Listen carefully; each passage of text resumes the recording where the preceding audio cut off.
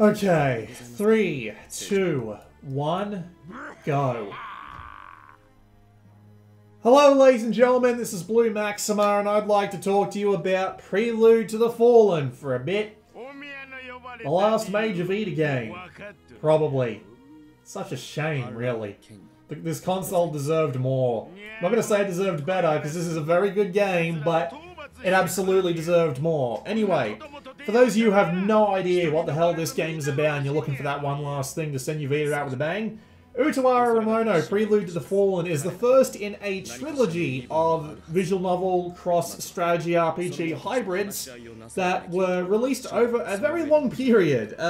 The very first Utawarerumono game actually came out back in 2002, funnily enough. It was on PC. It was the same sort of blend of gameplay styles. It was also a rogue game, but we'll ignore that because that doesn't actually come up in this one at all, mostly.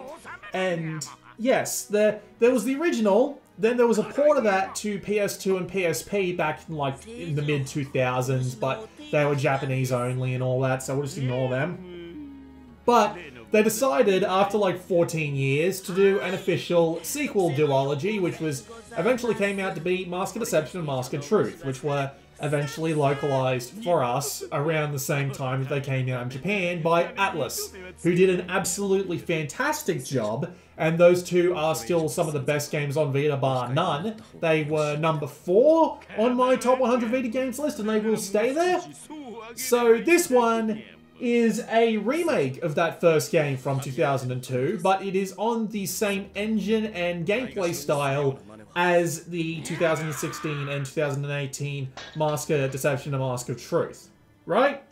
So they have basically formed an entire trilogy where you don't need to worry about any of the stuff that came before. Me personally, I watched the anime. I didn't play the original Utawarerumono because, well, I didn't have the bloody time. So with that said, let's get on to talking about this one. Now, I just got to say first that, again, Mask of Deception and Mask of Truth were really well done, both in like the original development over on the Japanese side, and in the localization on the English side, because they were done by Atlus, and Atlus has always done a pretty spectacular job. They have very few blemishes on their record, so to speak. So, when it was announced that NIS America, i.e. the people who literally had to retranslate Ys 8 from scratch because the localization was very underwhelming, decided that they were going to be picking up and translating Prelude to the Fallen, we all went, oh no, because we all had a really bad feeling that this was going to turn out relatively badly. And could you blame us? Again, we've played Ys 8. We saw the localization and how it was. It really did not go well, but yes. Well, just so we all understand how this plays out, as I said before, it is split into 2 sections. Sections where people are standing around talking to each other, maybe a little bit of action going on, but it's all reading. You have to read it all, and then you go into fights. I've got them split into 2 sections here on this notepad window in front of me, talky and fighty, because why not? So, I guess since the video is starting off with a set of talky sections, let's talk about the talkies. And, well, how is the talkies? Because, as I said before, we were all worried that it wasn't going to turn out so good. So how did NISA do? You know what? They did alright. Like, it's not the best that I've ever seen, but I will say that it is very well done to the point where I can relax a little. I can let out that breath I've been holding in ever since they announced they were going to do Prelude to the Fallen. So, I will at least say that a lot of things not so much hold up to the original Atlus translations. Excuse me. But they do manage to maintain the same tone, flavour, and general sense of the world that were originally defined in those games. It's not as well done. There is clearly like a little bit of a step down in quality of the general writing, but I will say, at least for the 8 hours that I have been playing this before I decided to do this video, because eventually first impressions turn into second impressions, and this isn't the Lord of the Rings, we don't have second breakfasts. yeah, for the 8 hours that I've been playing, I haven't really run into any, like, major issues at all with the writing, with the characters and how they're being portrayed, with the events that are going on screen. There's, like, one crazy out-of-context line, which I think is a bit odd, but if that's the only one that really managed to, like, set off warning bells in my head, out of, like, 8 hours worth of talkie scenes, I can't complain. I have no reason to complain whatsoever about that. This one line I'm talking about, by the way, just so you have context about what I'm talking about, you're talking to, you, as in the main protagonist, Utawarerumono, is talking to Yuzuha, who is a very sick child, poor thing. And she says, what about those 2 other women there? Are they my friends? And Utawarerumono, a man who has been perceived as nothing but exceedingly polite up to this point, comes out with a line saying, who the fuck are they? I don't know why they felt the need to drop a fuck in the middle of the line there. I don't know Japanese, so I have no idea if that's what the actual Haku said, but I will at least say that, again, that's the only weird line out of all of them that I've noticed. I've noticed, like, one typo, and even then it was only a missing bit of punctuation. It wasn't like a misspelt word. It was something that you could pretty easily miss if you're on your way through checking. So, credit to them for that. 8 hours of, like, no reasonable typos is... 8 hours of, like, one reasonable typo, I should say. Still pretty damn good. The voice acting is also, of course, very well done, because it's all in Japanese. They've got a bunch of talented voice actors who not so much resemble, but their voices resemble their characters. So you feel like that everyone fits where they're supposed to, which is, of course, great, because... Well, seriously, you remember Oguro's voice, you remember Eruru's voice. Fun fact about Eruru's voice actor, by the way. This amuses me every time I'm reminded of it. And you gotta remember that, I'm pretty sure she was also the VA in 2006 for this character as well, but Eruru's voice actor is also the voice actor for, I'm gonna pronounce this name very badly, Satsuki Kiryuin from Kill La Kill, which is the best. I don't know why. It's just the characters are so completely different, especially in this game. Like, in Mask of Truth, you can kind of see the resemblance going on, but in bloody Prelude to the Fallen, where Eruru's just kind of a young girl, more or less, it's so weird comparing her to bloody Satsuki, of all people. But yes. The art is, of course, great. I'm not going to call it fantastic, though, because there is a reason for this. They've actually recycled a lot of art. There are a few, like, CG bits and a few character sprites that are just redrawn for this version. They are very similar to the originals, and it's kind of, like, I know it's kind of hard to explain, but if you go look up a video of mine on Mask of Deception or Mask of Truth, where I showed off a talkie section, look at the sprites there and then come back and look at these. You can tell that these sprites are very clearly older and drawn in a slightly different style. Personally, it's not to my taste as much as the other style. With that said, though, they're still pretty damn good at the end of the day, so I don't mind. I'm just bringing it up because, well, that's just what I do. It looks fine, and the backgrounds, I don't know if the backgrounds in the talkie scenes have been redrawn, but I don't think they have been. They look great. They do hold up with some of the more in-depth stuff on Deception and Truth, so yeah.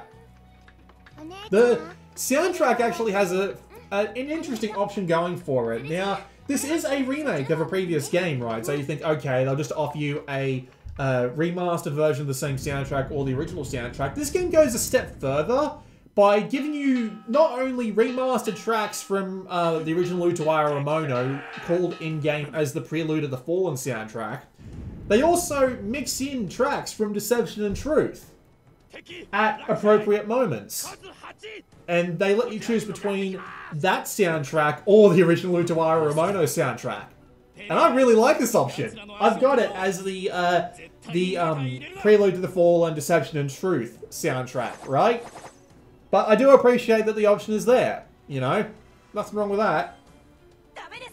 As for whether the story itself about the ancient, about I know, I'm trying to not spoil it, but they're talking about the ancient Japanese style atmosphere, the culture, and the overall quality of the story of, like, the rising of this mysterious character throughout the ranks to meet a bunch of interesting people, do a bunch of interesting things, have a lot of revelations come up along the way.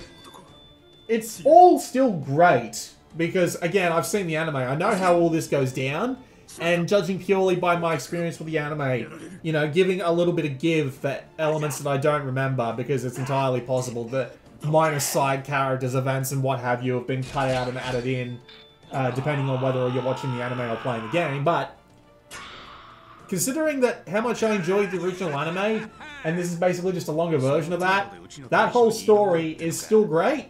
The characters are well defined, the writing is well done enough to let them get away with that.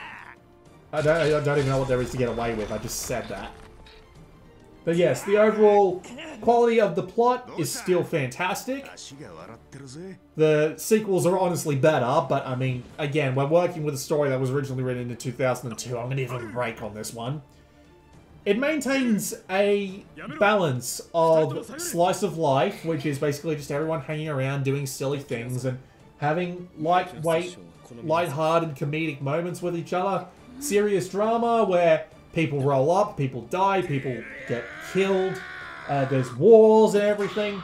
And it does a balance of these two things and everything else that goes on around the outside a lot more evenly than Mask of Deception and Mask of Truth, because those two games had pretty heavy balance towards the slice of life at the beginning of their stories, and then towards the end they would definitely go a lot more into the serious war and you wouldn't get that much time to catch your breath.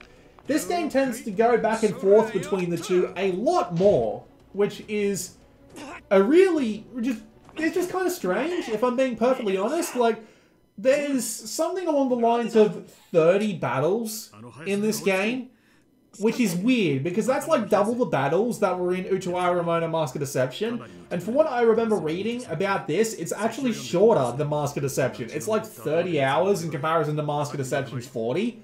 So having so many battles, especially when there's like, you'll barely have half an hour between individual fights sometimes. It's weird, man. It's really weird.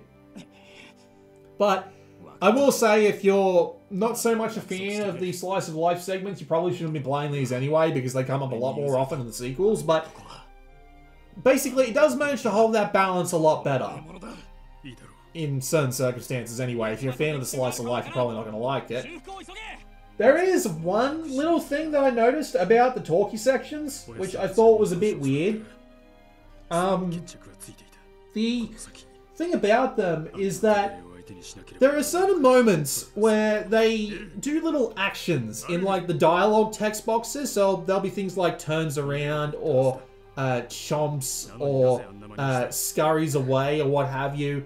And sometimes there'll be sound effects and sometimes there won't be. It feels a little bit inconsistent between the two. And I believe I even saw one line which had no voice acting for it whatsoever, which I thought was a little bit weird.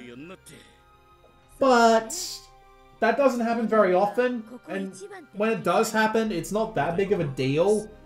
It's just, it feels a bit weird, especially when I think back to Deception, and I think to myself, whenever one of those events would happen, they would always have like a ton of sound effects waiting in the wings, just so, you know, it will give it a little bit more impact and a little bit more fluff, you know, give it that little bit extra comedic tone by making a funny sound effect. But yeah. Sometimes it just doesn't happen here, which is a little bit disappointing. But, and it also kind of screws up like the automatic text progression, because sometimes there'll be like lines that have characters doing like no voice acting, and it'll just be like an action, and it'll go by so quick you won't even notice it if you've got the auto speed high enough, which I did, so that's how I noticed it in the first place. With that said though, outside of those couple of minor issues, it's great. It's still really enjoyable. I found myself just lying back in bed, letting it go on auto, and being surprised when 3 hours went by, because they are still as enjoyable as ever. They've got some great slice of life moments. There's some great comedy. A little bit more, what's the word I'm looking for? a little bit more toilet humor than before, but at the same time, it's not like those were completely uncommon in Deceptional Truth, so it's not like it's unexpected. I'm just saying, they're there if you don't like toilet humor, but it doesn't come up very often. Not very often, but enough that I feel the need to mention it. But yeah.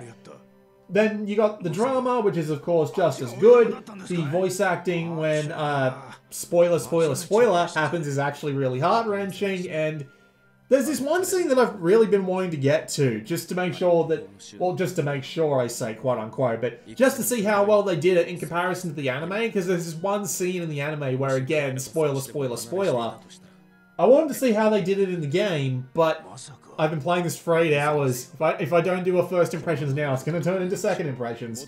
I'm going to shut up and let you listen to the voice acting for a bit. I'll come back once the battle starts.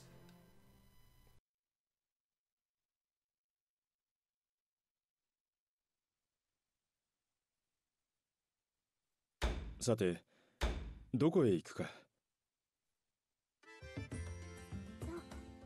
お出かけですか？ああ、ちょっとそこまでゆずはの様子を見にな。あの子の？そうだ。よかったらエルルーも一緒に来ないか。え？でも。うん、行く。アルル。エルルーは行かないのか？いいえ、行きます。何を慌ててるんだ？うん？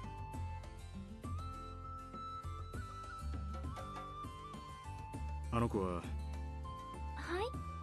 ゆずはは幼い頃からずっと寝たきりで友達と呼べる者がいなかった。だからというわけじゃないが、二人ともちょうど同じ年頃だ。仲良くしてあげてくれないか？うん。はい。ありがとう。あの子は幸せになるべきだ。誰よりも幸せに。あの子にはその権利がある。ん？いえ、何でも。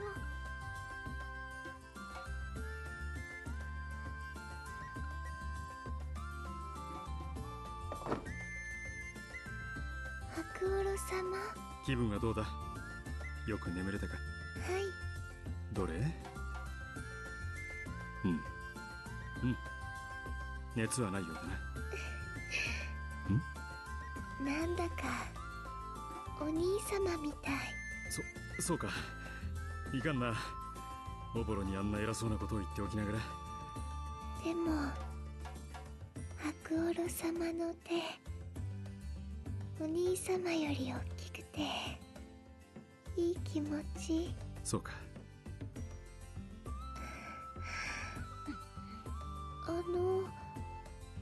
後ろの方たちは。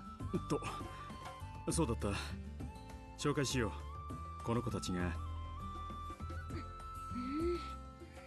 エルル？はい。いえ、どうした？ほうけたりして。そんなことないです。そんなこと。はじめまして、ゆずはです。はじめまして。私、エルルーです。この子は妹のアルル。トゥスクル様と同じ香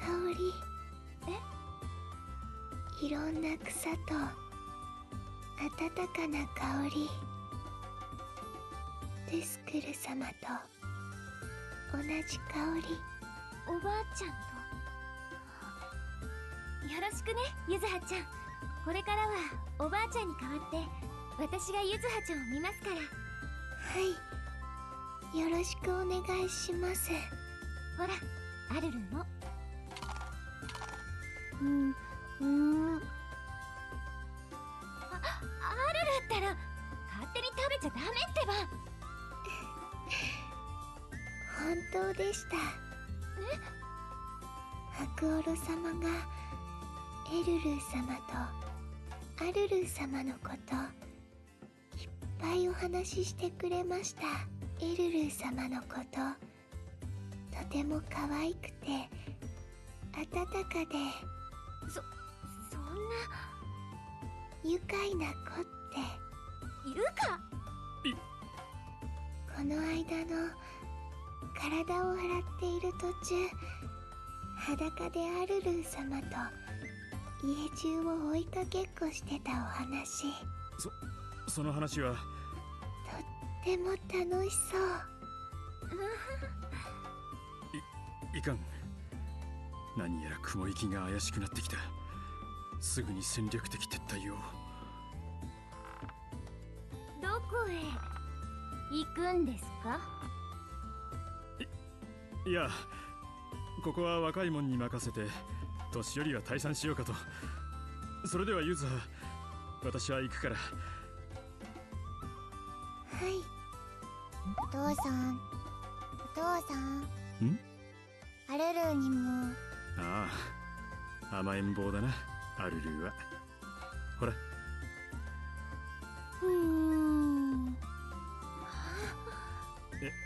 エルルーもほら。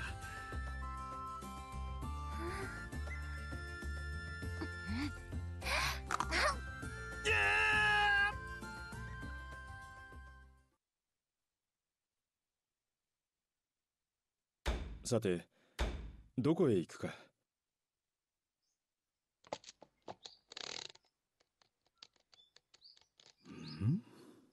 妙だな。蔵の計算が合わない。消費量がこうだから兵糧の残りは、やはり計算した値より大幅に減っている。どうなってるんだ。お茶が入りました。ああ、ありがとう。そこに置いといてくれ。はい。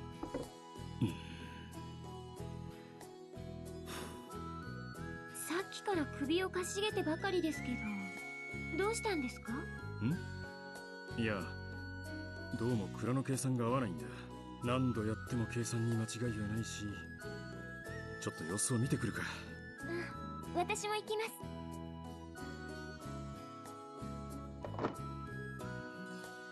す。さて、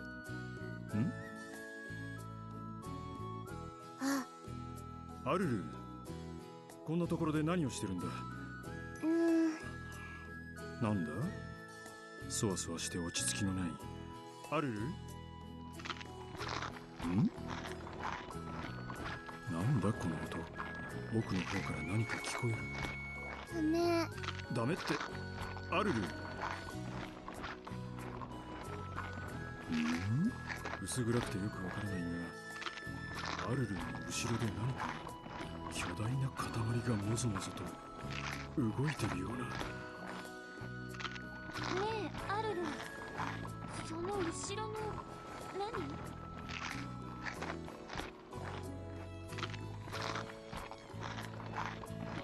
ねえ、アルル、どうしてここにムックルがいるの？ムックル？ムックルってムティカパの赤ちゃんの？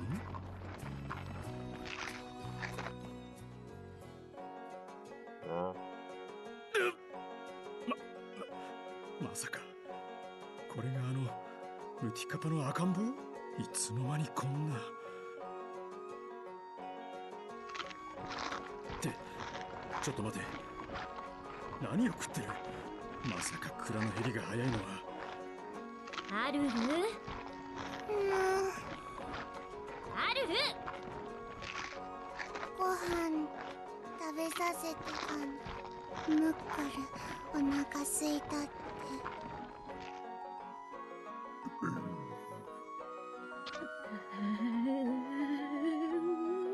なんだ、今の糸が切れたような音。あなたって子はなんてことするの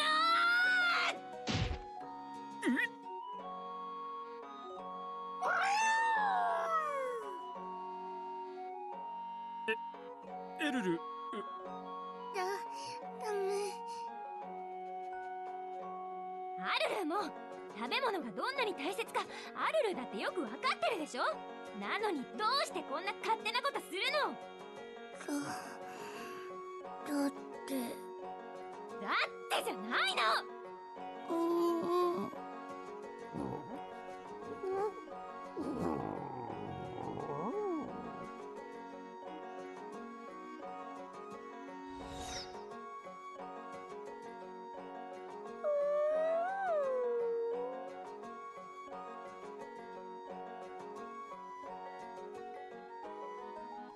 勉強の女ってやつはどうも年食うたびに肝っ玉が太くなってな。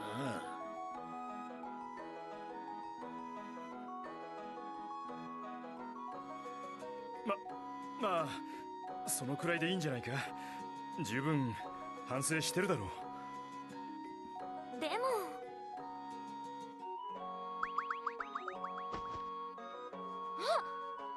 と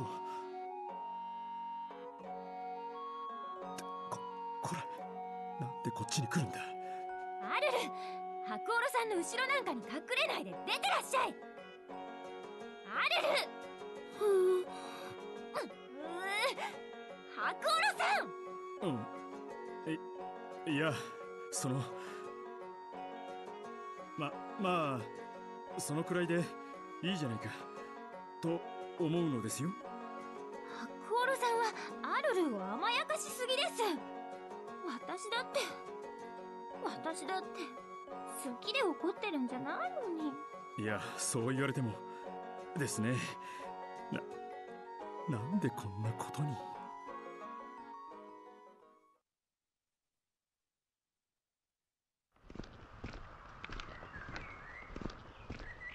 兄じゃ、他のところに助力を求めるのはわかるが、何も兄じゃ自ら動かなくてもいいんじゃないか。こんなことは俺か親父さんが行くか、なんなら各村長に招集をかけたっていい。プースクル様の後継者である兄じゃの呼びかけとなれば誰も無視できないはずだ。いや、戦乱に巻き込もうというんだ。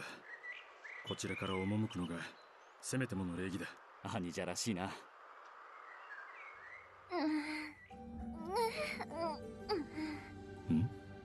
エルル、さっきから何をもぞもぞしてるんだ。どうかしたのか。いえ、別に。小便か。ここで待ってっからそのあたりで済ませてきたらどうだ。違います。ね、じゃでかい方か。もうどうしてそうなるんですか。妙にそわそわしてっからてっきりな。違うって親父さん、きっと長い時間オプタルに乗ってたせいでまたや尾の根元が痛くなったんだろう。こいつは慣れてないと結構辛いからな。俺もガキの頃には経験した。そんなこと。ああ、なるほどな。もう二人で変なこと言わないでください。何をムキになってる。別に恥ずかしがることでもないだろう。恥ずかしいんですってば。痛いのか。いえ、だからなあ、確かに貴重なウォプタルを乗り物として使うなんてのはめったにねえからな。だから俺も得意とは言えんな。疲れはしないが小回りが利かんし、あまり無理すると痔になったりするみたいだしな。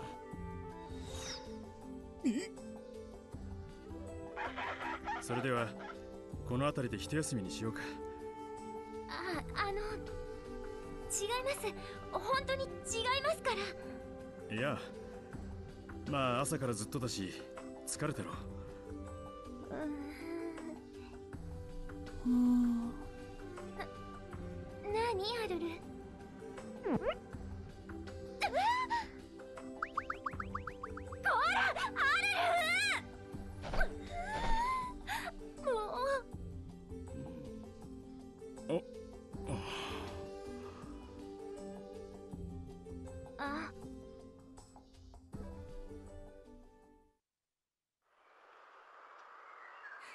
どうぞ若様。おう。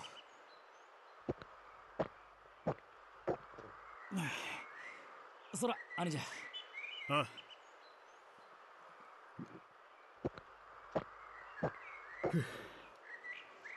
で、おやさん、目的地までは。そうだな、あと少ししたらこの森を抜けて、そこからもうちょっと行ったところかい。あと少しか。お父さん、お父さん。どうした？あれ、なんか変。あれ？変って何が？なんだあの煙。ありゃ、この先の集落のあたりからだな。あんな黙々と何燃やしてんだ？兄ちゃん、確かに何か変じゃないか。言われてみれば煙の勢いが強すぎる。まさか。せいや！おい、あんちゃん！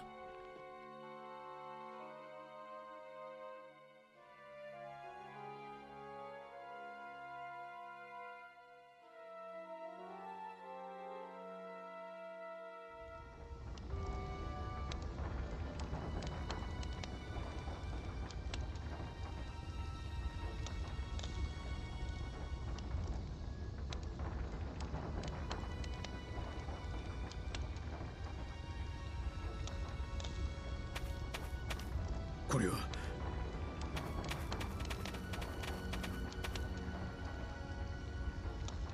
んだってんだこりゃ。一体何が？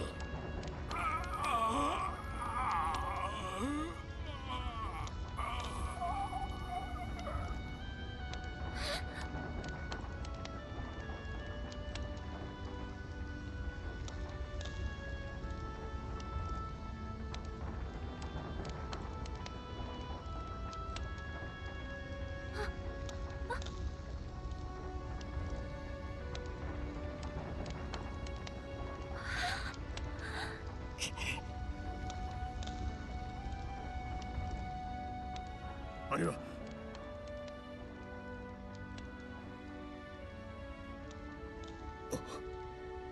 貴様ら！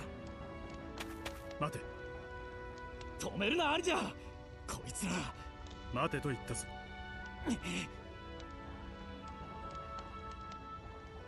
あなたが長ですか？私の名はベナウィ。これ以上の戦を続ければ犠牲者を増やすだけです。武器を捨ておとなしく投降してください。ふざけるな！その犠牲者を出したのが貴様らだろうが。ですがあなた方が反乱などを起こさねばこんなことにならなかったのも事実。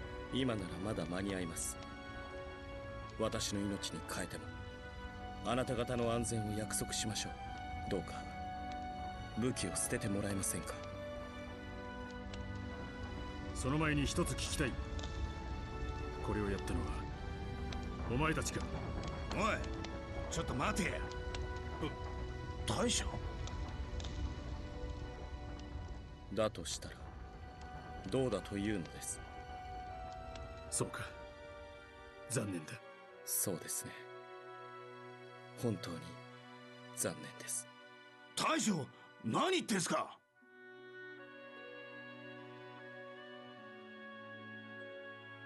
エルル、アルルを下がらせるんだ。はい、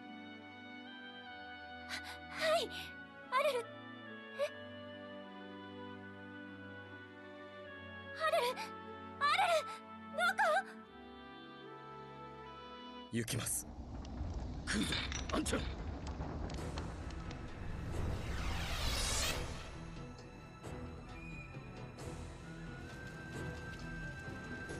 Well, we're back, and yeah, the thing about the battle system in Prelude to the Fallen is that it's actually received a massive upgrade. Like, a bunch of things have been changed, and I approve of almost all of the changes. It's a bit weird, so for those of you who are unfamiliar, this is actually this, as in Prelude to the Fallen, Mask of Deception, Mask of Truth, very simple strategy RPGs, right? You've got grids on the floor, you can move, you can attack. Sometimes you've got special attacks you can use that will change the flow of the battle.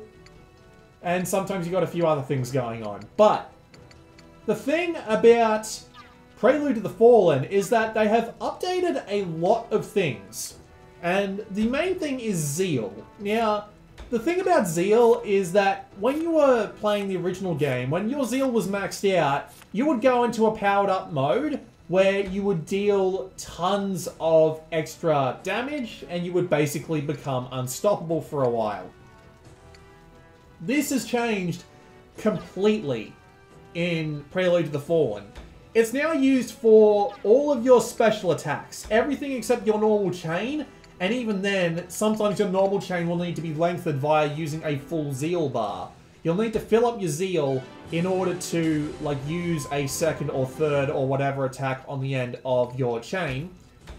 You will also need it for everything from chain strikes to final strikes to co-op chains. So that's interesting because it means that your characters can't be anywhere near as powerful anymore.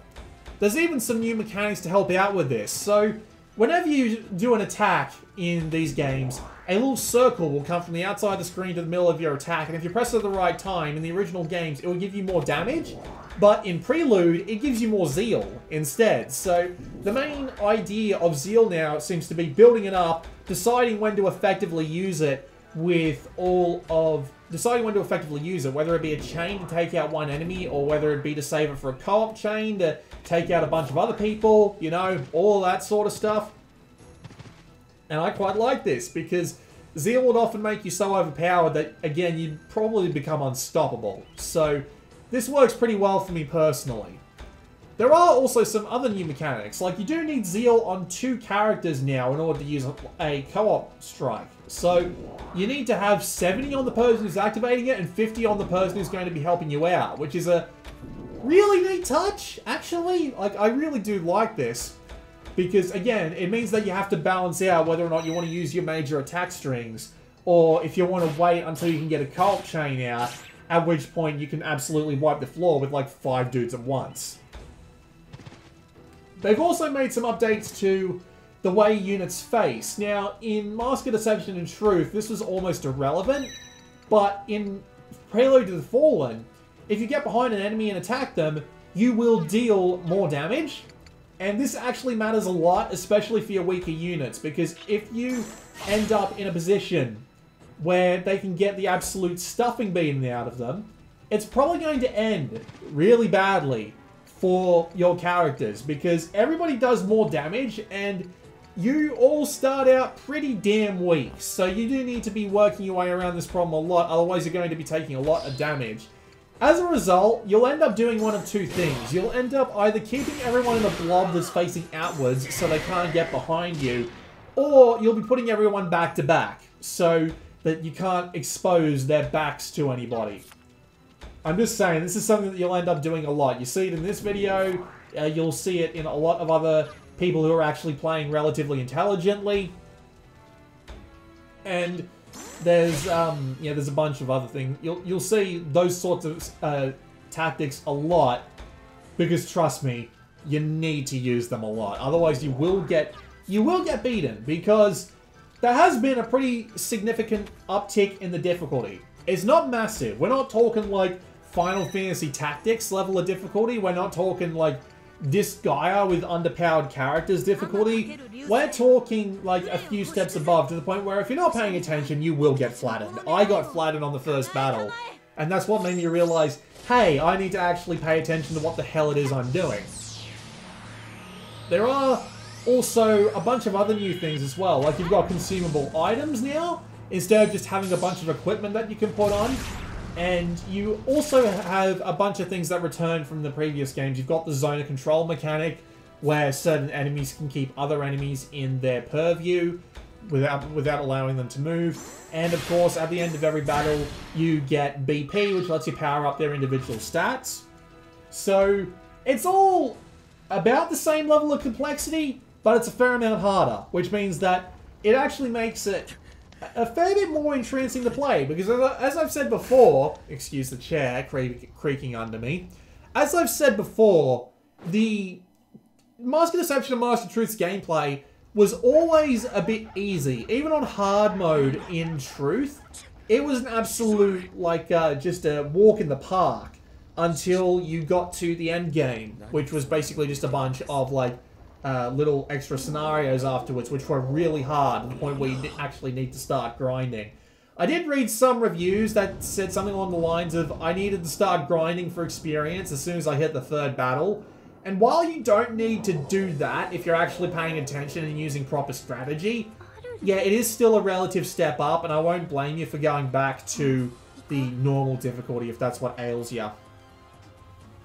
There is also a DLC pack that you can get for $25 US, which is like, you know, $15 less than the price of the full game, which is honestly a little bit too rich for my bones. Like, if they'd sold this plus that DLC pack for $50, I would have gone for the $50 one. Note they actually sent me a review code for this, but I actually bought the game because I didn't think I was going to get a review code. They didn't send me one until after the game was already out, so yeah, no, that's just kind of what happens. I don't mind paying for the privileges of putting Utawarerumono, but I've got to say, it's a bit weird.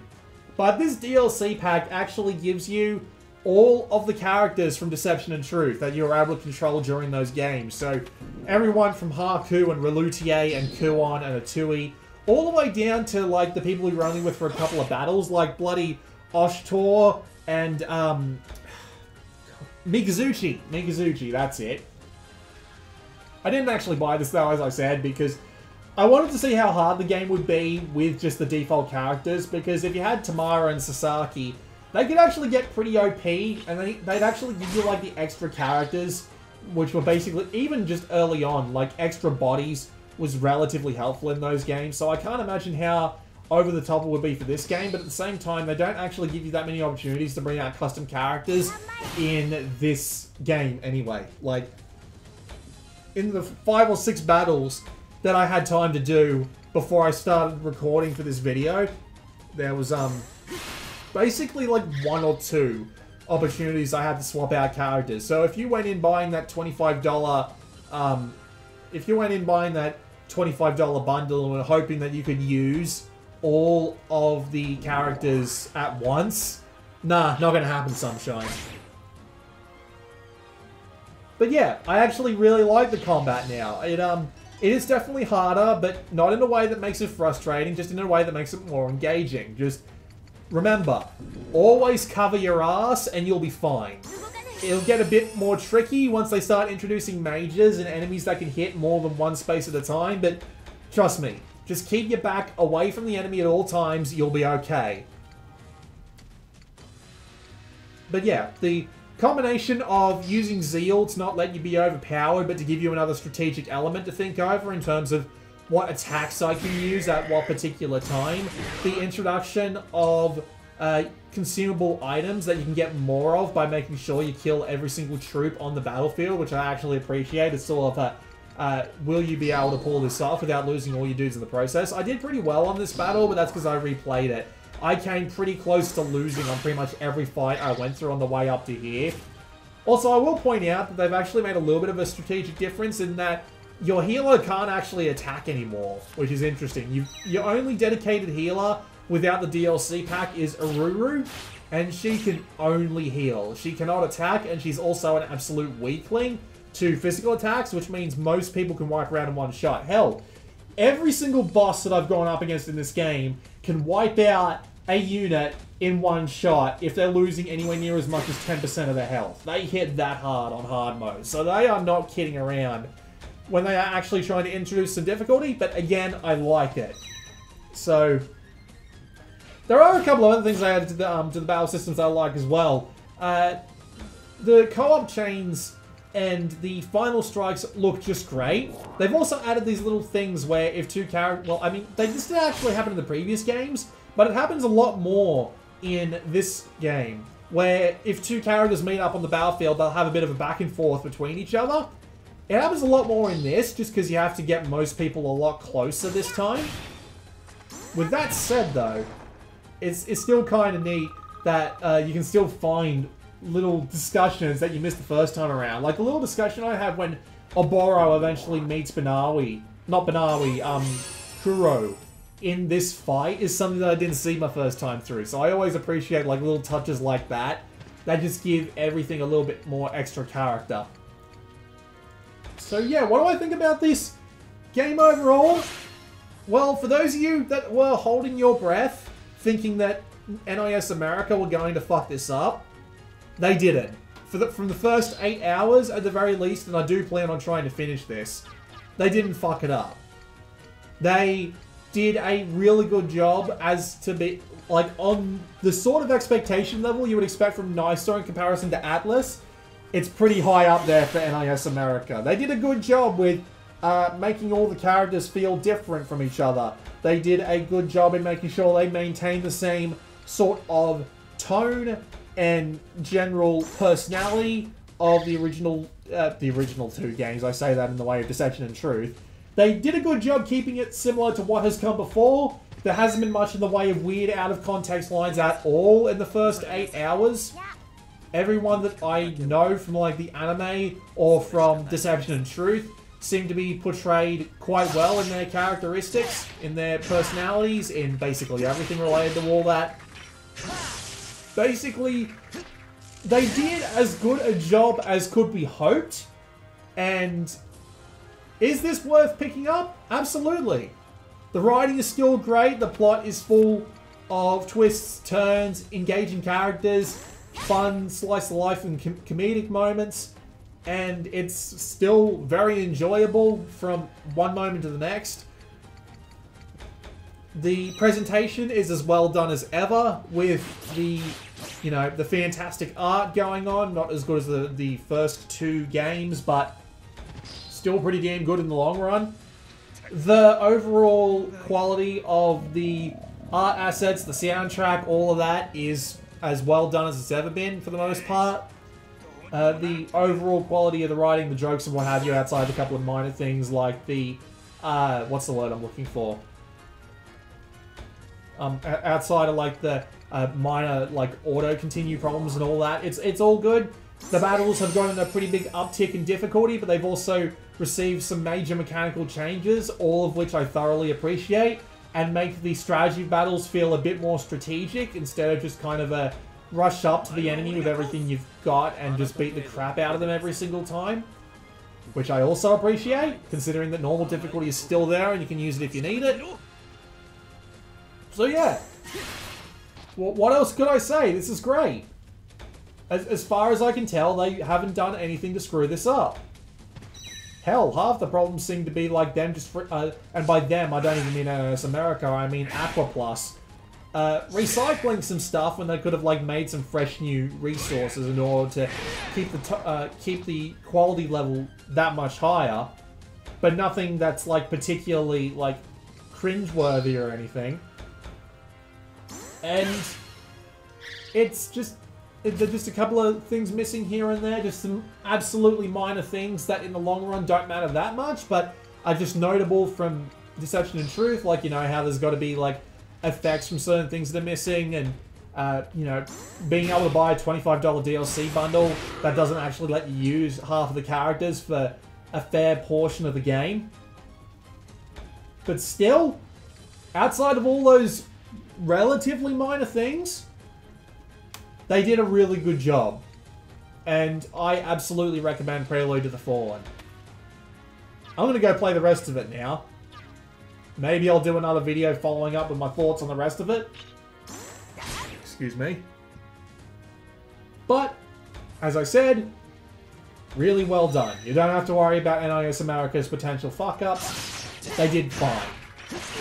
And that's just kind of the best thing of all, honestly. This officially makes the trilogy complete, and you might as well go and pick them all up now, because, well, there's no reason to avoid it anymore, honestly.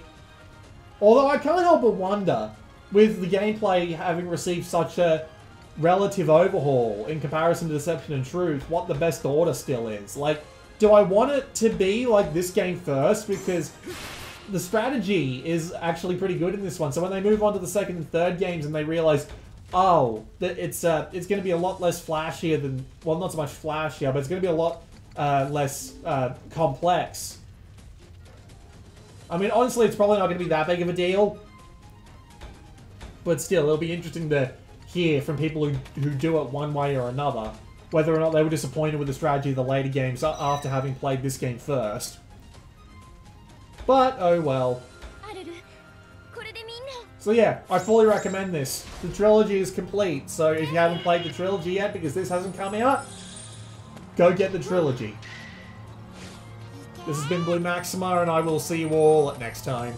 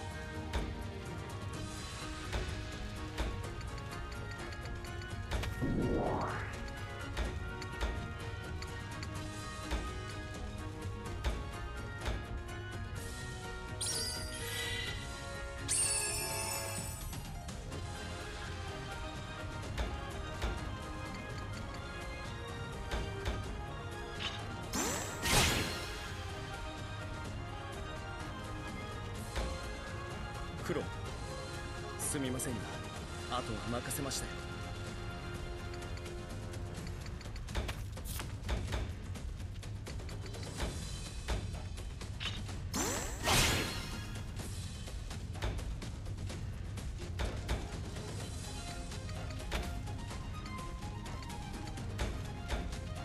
どけ、デクノボ。なんだと、鳥柄が。何？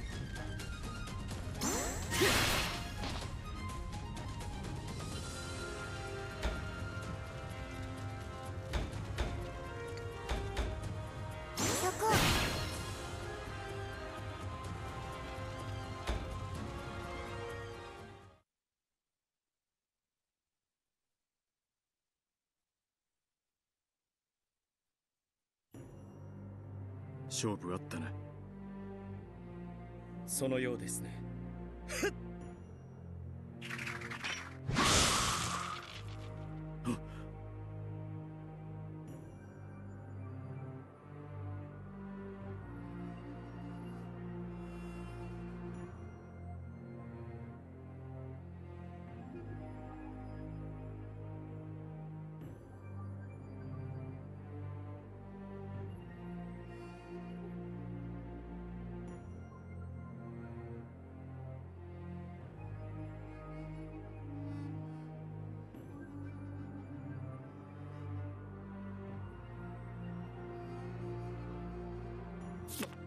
あいつら。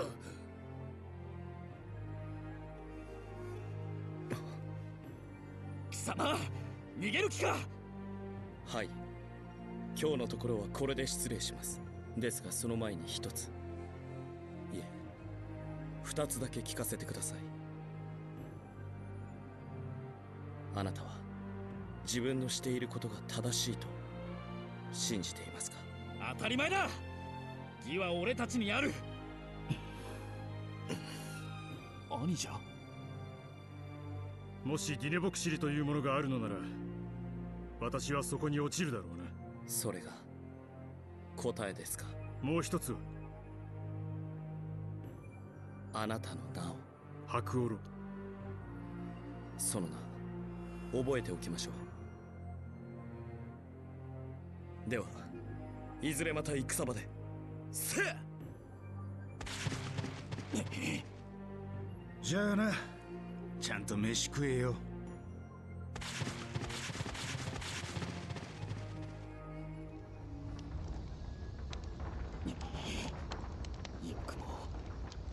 くもこんな真似を。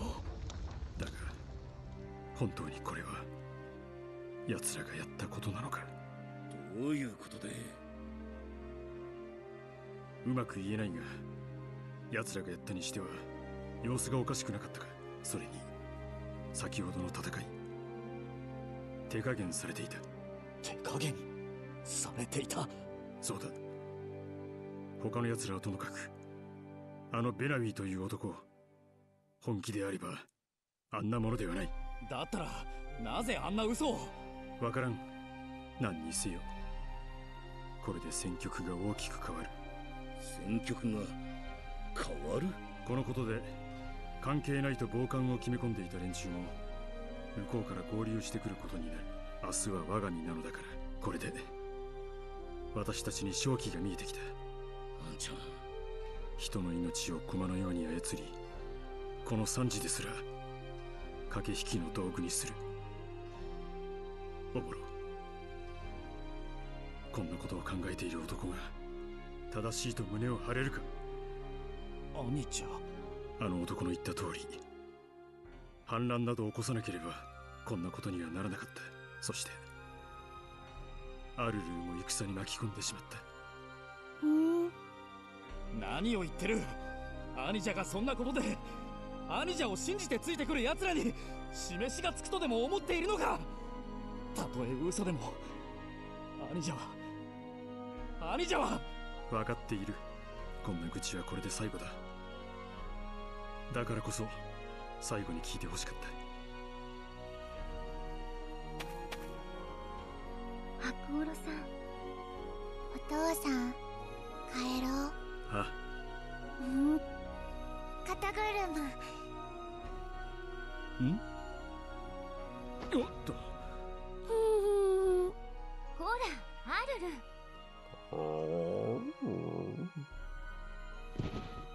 よっ、こら、お前まで乗っかるな。